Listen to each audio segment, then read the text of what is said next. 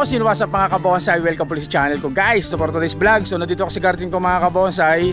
Yung upload ko kahapon, yung nagputol kami ng mga cuttings ng Picus, Texas, doon sa garden ni Sir Romel Unidad mga kabonsai.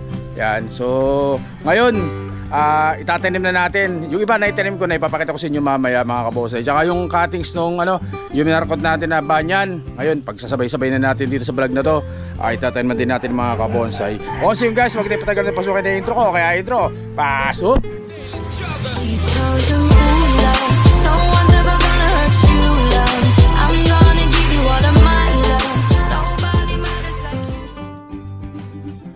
Awesome guys, so ipapakita ko sa inyo yung cuttings.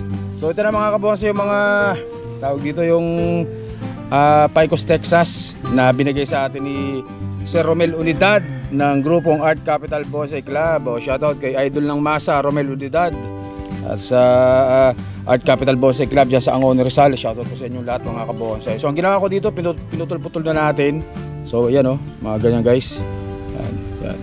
Pinutol-putol na natin. Yung mga dulo lang po ito, mga dulo. Ayan ganyan kaliliit. Yan. So yung iba na itanim ko na. Yan. So ito mamaya tatanim na rin natin itong mga kabonsai. Yan so ganyan lang kaliliit mga kabonsai. Yan. So ipapakita ko sa inyo yung mga itanim ko na. So guys, ito yung mga naitanim ko na.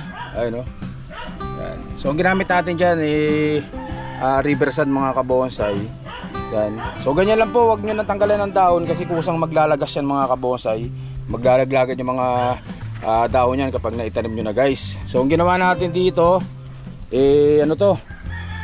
binabad ko muna ito sa rooting hormone o sa anaan ng magdamag. Yan, tapos kinumagahan tinanggalan natin sa pagkababad, tapos medyo pinatuyo natin, pinahanginan natin yan mga kabonsai bago ko tinanim po mga kabonsai. Yan. Yan, pinatuyo natin dito sa dito sa may butas na to. So yung mga dahon na yan ang sinasabi ko sa inyo, yung mga dahon na yan kusang maglalaglagan po yan. Kaya kahit wag nyo nang tanggalan, kusang matatanggalin mga kabonsai. Yan. So ipapakita ko sa inyo yung mga unang nagawa ko dati. Yan. Dito galing sa mga cuttings dito sa aking garden o doon sa mga Texas na alaga ko dito mga kabonsai. So ito yung sinasabi ko sa inyo mga kabonsai. Yan, ito ganun din po ito sa tinanim ko. Kuha tayo ng sample. Kuha ng sample niya guys. So ito guys itong gatingting na to ganito rin po yan nang galing. Yan. So ayan po yung mga buhay na natin. So ganyan kapapayat lang. Sa mga ito yung mga dulo po ito. Ito po ay cuttings lang na tinusok natin kagaya ng ginawa natin ngayon. Yan. So yung iba doon sa medyo malalaking cuttings guys, ang ginagawa ko doon tawag dito minamarkot na natin yun pag medyo malalaki kasi laki na ng mga lapis. Yan. Ang ginagawa ko po dyan minamarkot ko na po yan mga kabonsai kasi mahirap na pong mabuhay yan kapag itutusok lang o cuttings lang mga kabonsai. So yung ganitong kapapayat ano po yan tawag dito nabubuhay po ito. Ito po ang patunay yan sa mga magtatanong. Ito po ang mga ginawa ko. Ito yung mga ginawa ko na dati. So nabuhay na po yung mga cuttings yan. Ipapakita ko pa sa inyo iba guys. Tayo dito sa mga naano ko na. Inisa-isa ko na ng taniman mga kabonsai.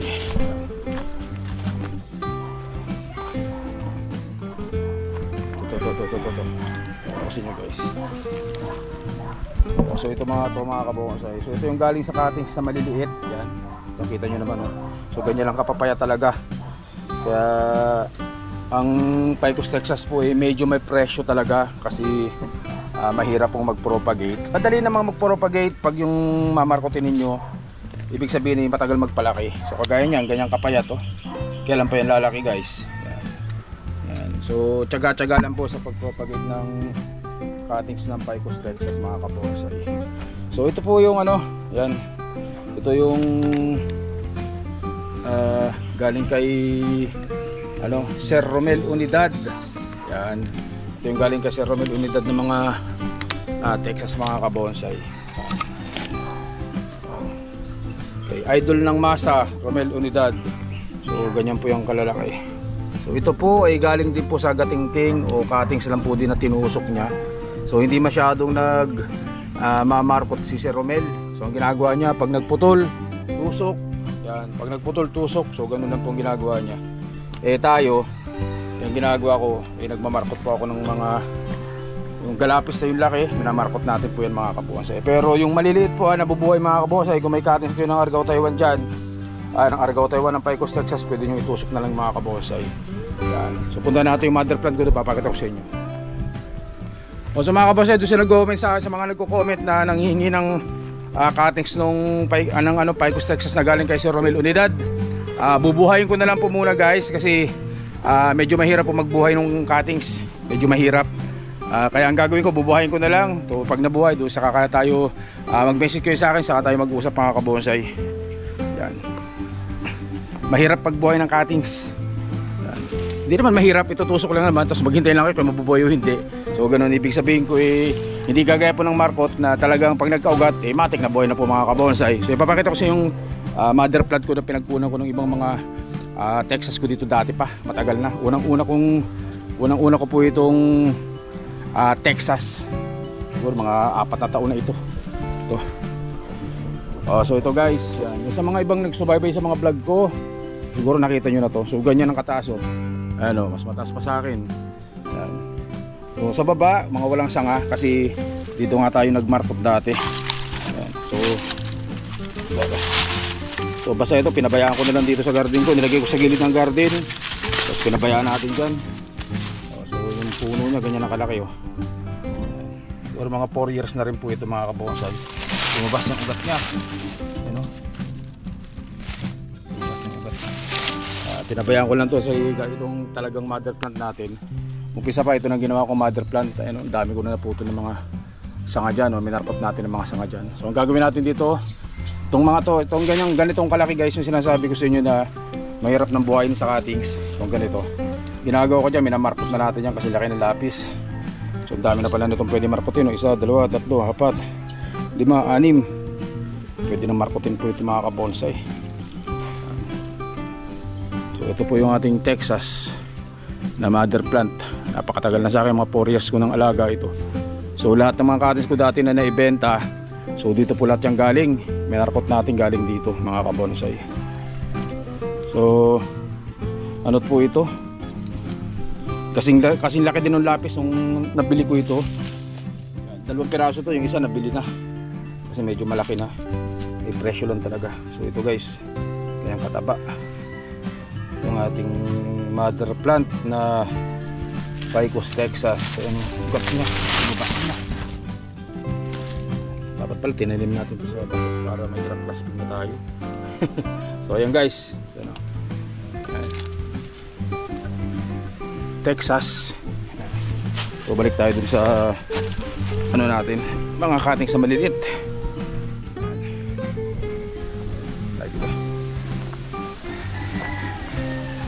Neat.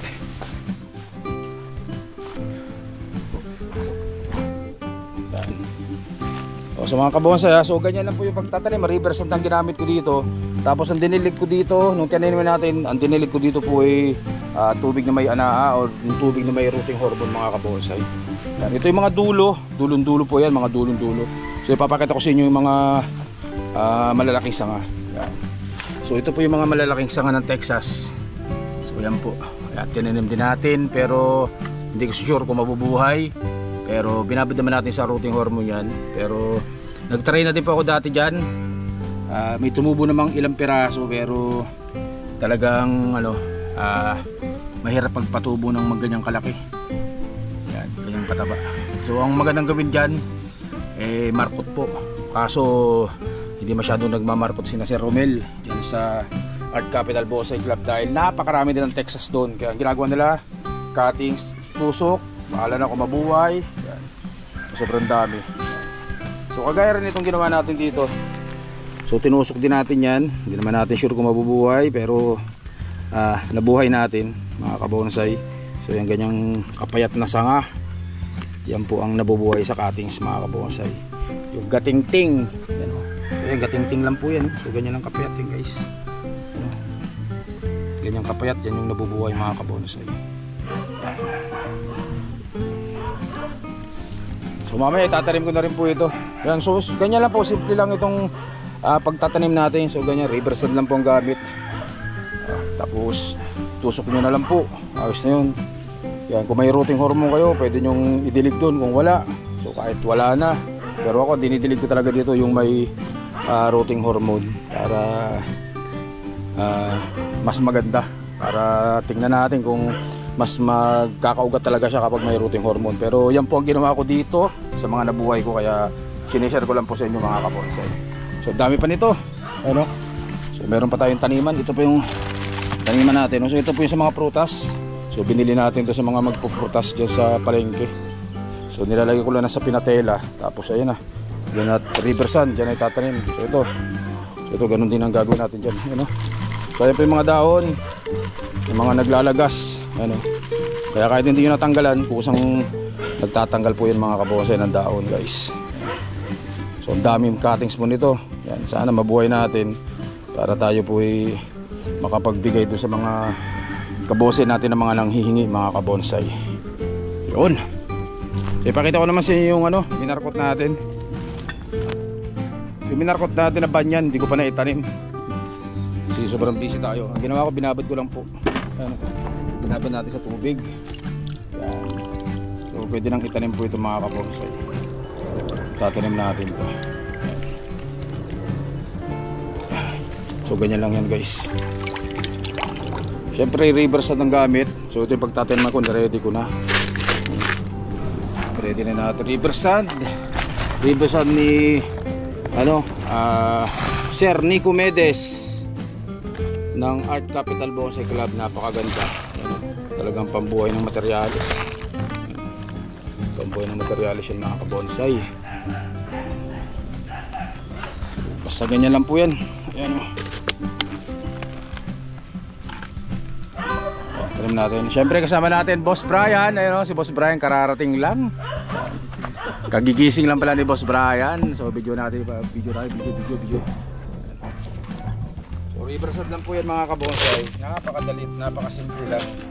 Paano magbuhay ng magtanim ng minarkot na banyan. Mga pinaparami natin o pinapropagate natin yung mga daling mabuhay. So yung mga kabonsay natin dyan pag message na po kayo sa akin kung gusto nyo ng mga rooted, mas maganda po ito kung pipick up nyo guys.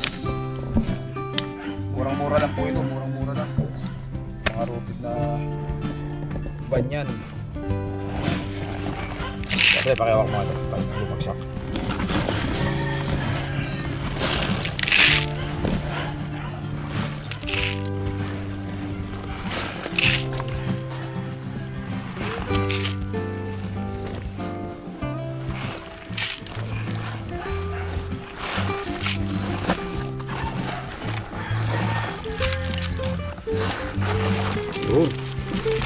So guys, ganyan lang. Nyo. Ayos na yan mga kabonsay. Banyan.